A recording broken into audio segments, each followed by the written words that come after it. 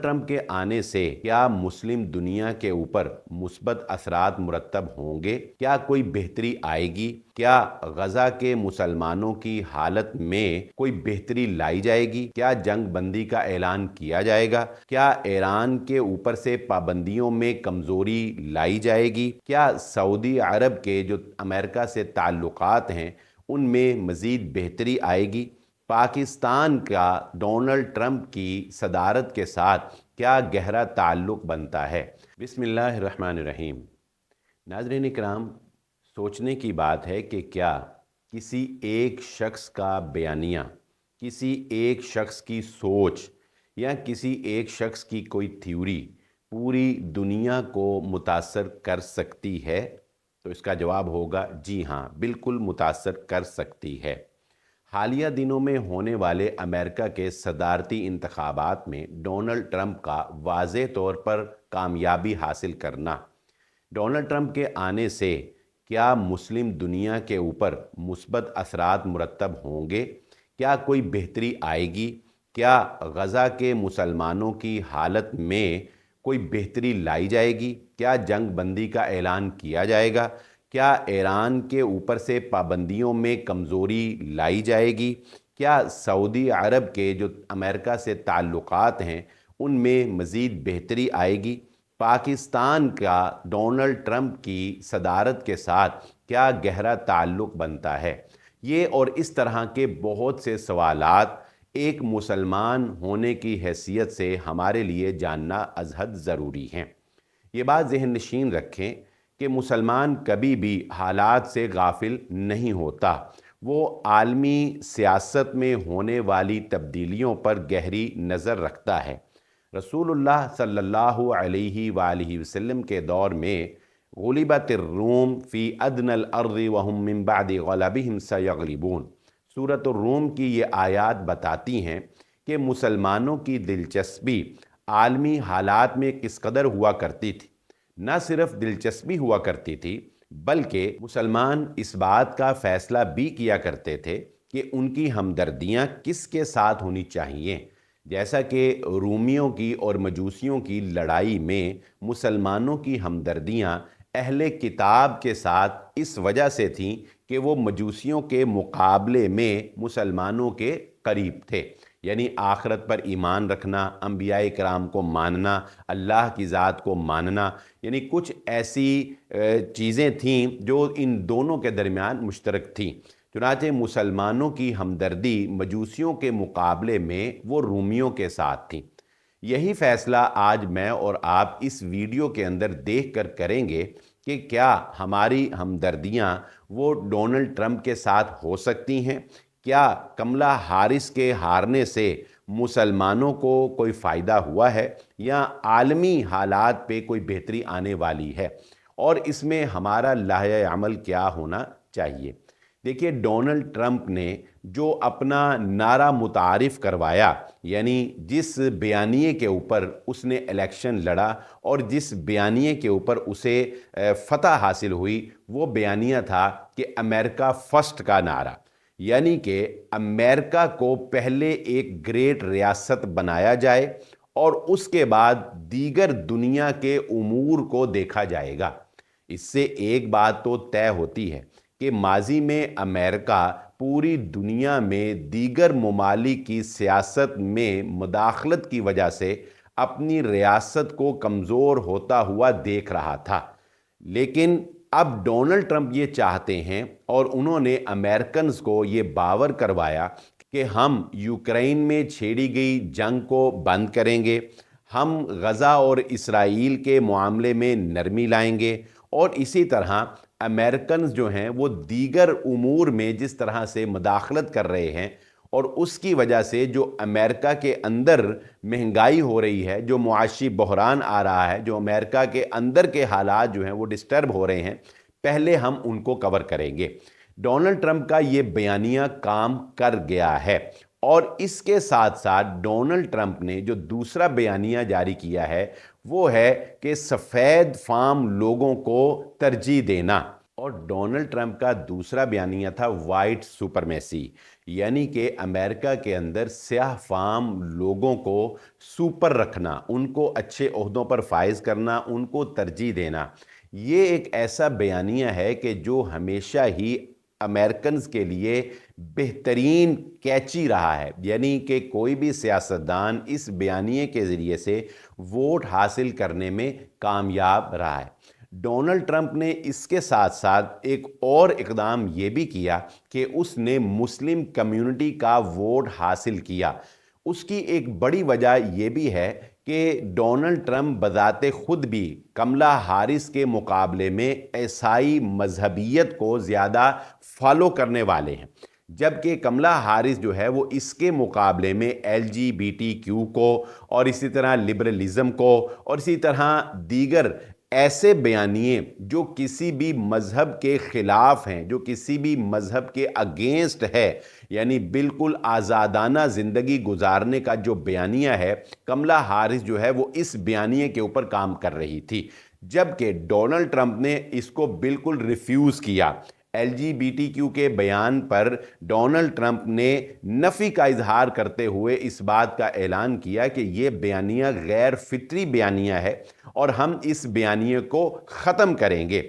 ये बात भी ज़ेर गौर रहे कि अगरचे दोनों ही सियासतदानों ने, कमला हारिस और डोनाल्ड ट्रंप ने, आलमी हालात के तनाजुर में ये बात पेश की है कि हम कशीदगी को कम करेंगे, जंग बंदियाँ करेंगे और गज़ा के मामलात में, यानी गज़ा की जो जंग है, गज़ा के ऊपर जो मुसलमानों पे बमबारी की जा रही है, जो मुसलमानों का कत्ले आम किया जा रहा है, उसको हम कम करने की या ख़त्म करने की कोशिश करेंगे। लेकिन ये बात साथ साथ ज़हन नशीन रहे कि इन दोनों लीडर्स के साथ इसराइल की जो हमदर्दियाँ हैं वो बहरहाल अपनी जगह कायम हैं।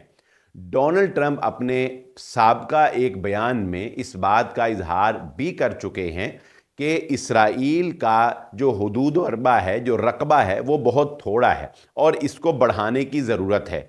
और ज़ाहिरी बात है कि जब इसराइल का रकबा बढ़ाने की बात की जाती है तो ये एक जंग की तरफ इशारा ही है।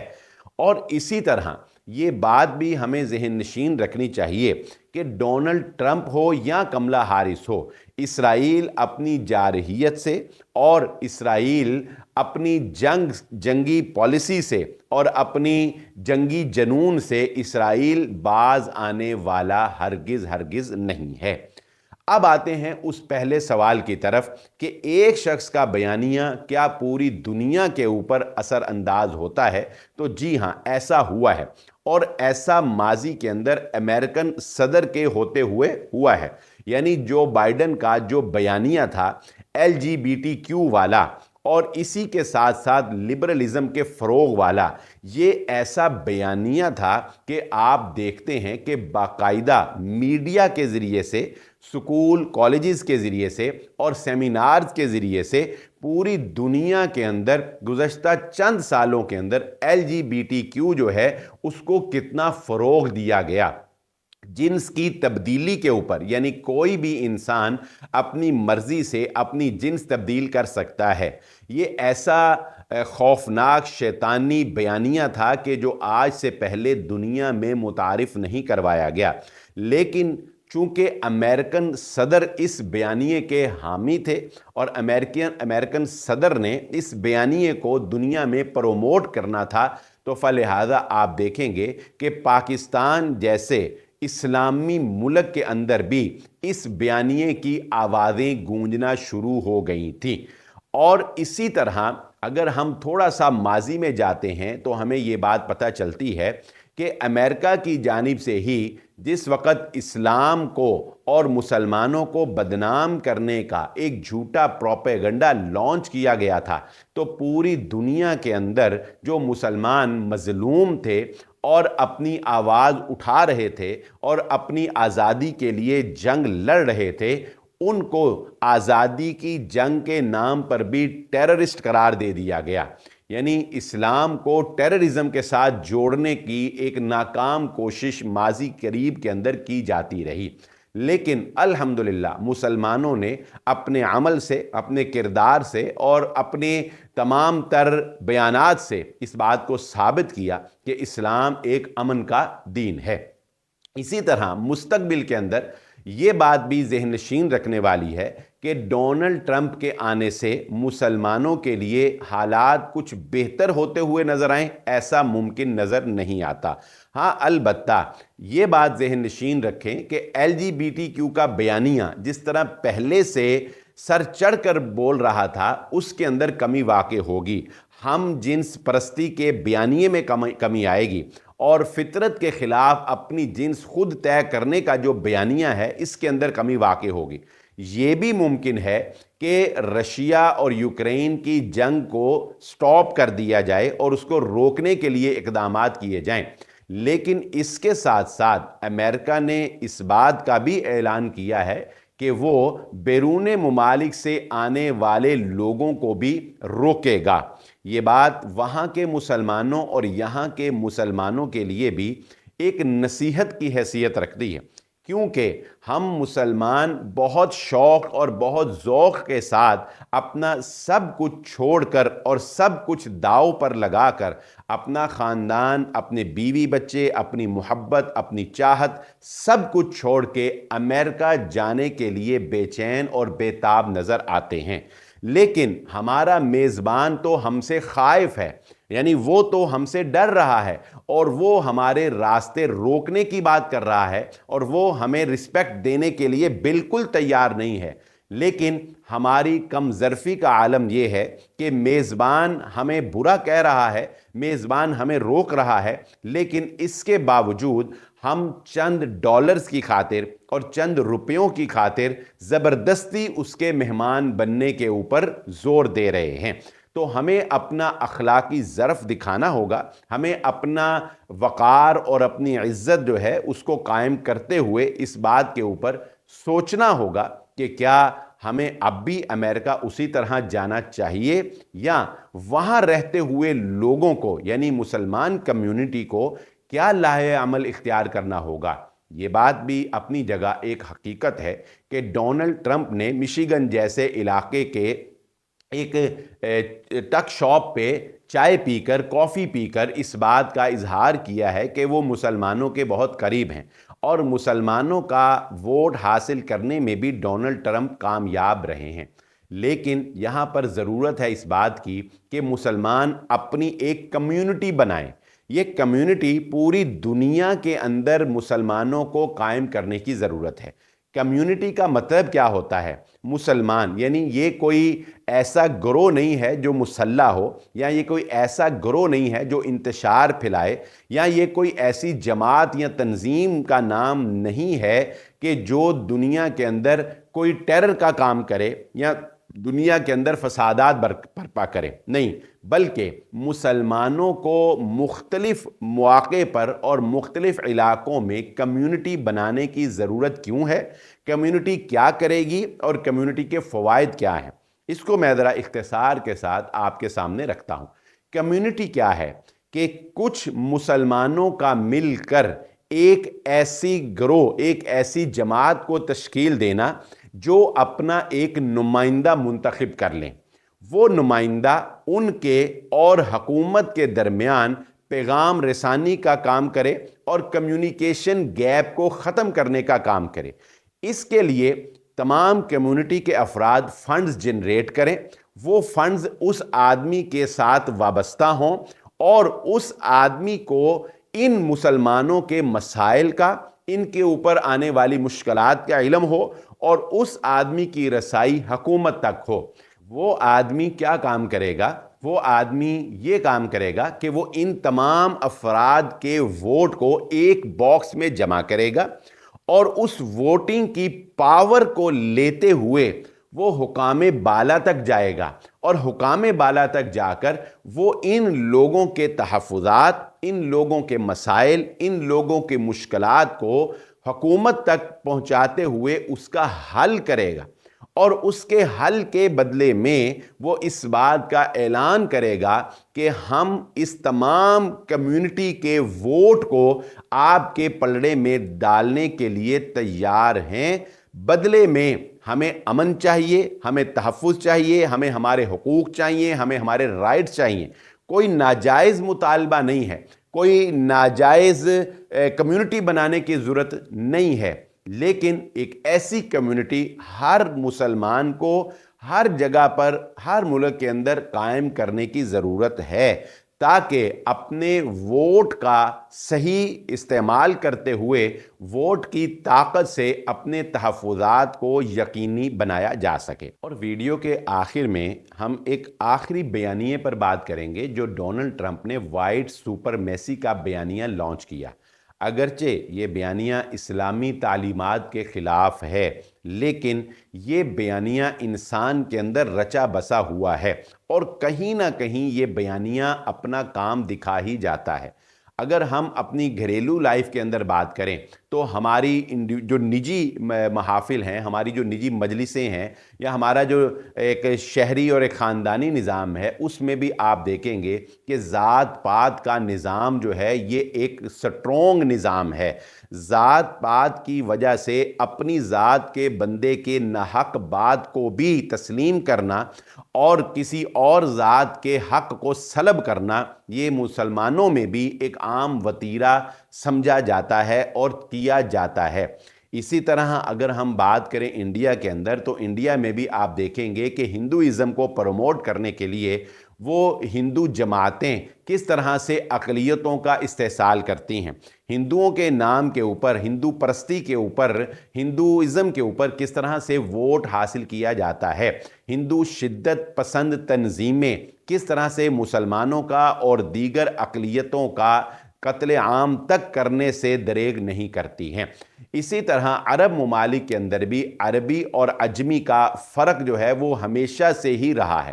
اگرچہ محمد الرسول اللہ صلی اللہ علیہ وآلہ وسلم کی تعلیمات اس فرق کو مٹا دیتی ہیں، کسی گورے کو کسی کالے پر، کسی کالے کو کسی گورے پر کوئی ترجیح نہیں ہے۔ فیصلہ میرٹ پر ہوگا، فیصلہ انصاف پہ ہوگا، اور ان اکرمکم عند اللہ اتقاکم، اور اللہ کے نزدیک تو رنگ کے فرق سے، لسان زبان کے فرق سے، قوم کے فرق سے کوئی فرق نہیں پڑتا۔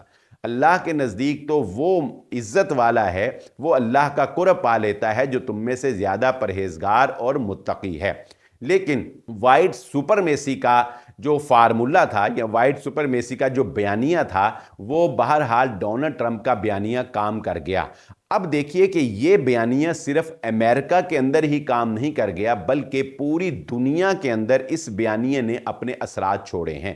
لا محالہ اگر ہم بات کریں پاکستان کی، تو ہمارے نوجوان نسل کے اندر اور ہماری آنے والی جنریشن کے اندر، اور ایک بڑی تعداد جو ہے اس وقت پاکستان کی، وہ وائٹ سپرمیسی کے زیر سایہ ہے، یعنی وہ وائٹ لوگوں سے، گوروں سے متاثر ہے، ان کے کلچر سے متاثر ہے، ان کی تہذیب سے متاثر ہے، ان کی زبان سے متاثر ہے، اور ان کی کمیونٹی سے متاثر ہے، ان جیسا بننا چاہتی ہے، ان جیسا سٹائل اپنانا چاہتی ہے، ان جیسی لینگویج اپنانا چاہتی ہے۔